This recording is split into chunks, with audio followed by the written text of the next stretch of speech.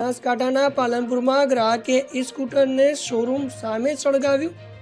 1.5 લાખના સ્કૂટરના સ્ટીયરિંગમાં ખામી બાદ ફરિયાદ કરી હતી। કંપની તરફથી યોગ્ય જવાબ ન મળતા ગ્રાહકે રોષે ભરાઈ પેટ્રોલ છાંટી સ્કૂટરને લગાવી હતી આગ। હિમાચલ પ્રદેશના બિલાસપુરમાં ભયાનક ભૂસ્ખલન, કાટમાળ ખાનગી બસ પર પડતા 15 લોકોના જીવ ગયા।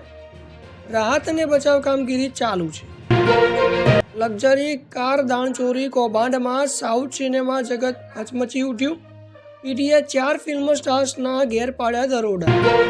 રાજસ્થાનના જયપુર અજમેર હાઈવે પર એલપીજી સિલિન્ડર ભરેલા ટ્રકમાં લાગી આગ, એક વ્યક્તિનું મોત, અનેક લોકો ઘાયલ।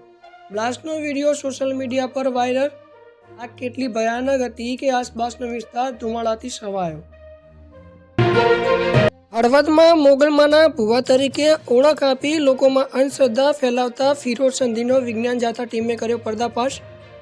લોકો સાથે અંધવિશ્વાસના નામે છેતરપિંડી કરનાર ફિરોજ સંધી હવે કાયદાની જાળમાં। કેન્દ્રીય મંત્રી જ્યોતિરાદિત્ય સિંધિયાએ આજે દિલ્હી મેટ્રોની માણી શપથ। મેટ્રોમાં સામાન્ય નાગરિકની જેમ મુસાફરી કરતા જોવા મળ્યા સિંધિયા। અનિરુદ્ધસિંહ જાડેજા બાદ હવે જયરાજસિંહ સામે પણ મુશ્કેલીઓ વધી શકે છે। એક ઓડિયો ક્લિપ વાયરલ થઈ રહી છે, જેમાં જગદીશ સટોડિયા વકીલ સાથેની વાતચીત બહાર આવી છે। ક્લિપમાં સુપ્રીમ કોર્ટમાં કેસ લઈ જવાની ચર્ચા થઈ રહી હોવાનો દાવો।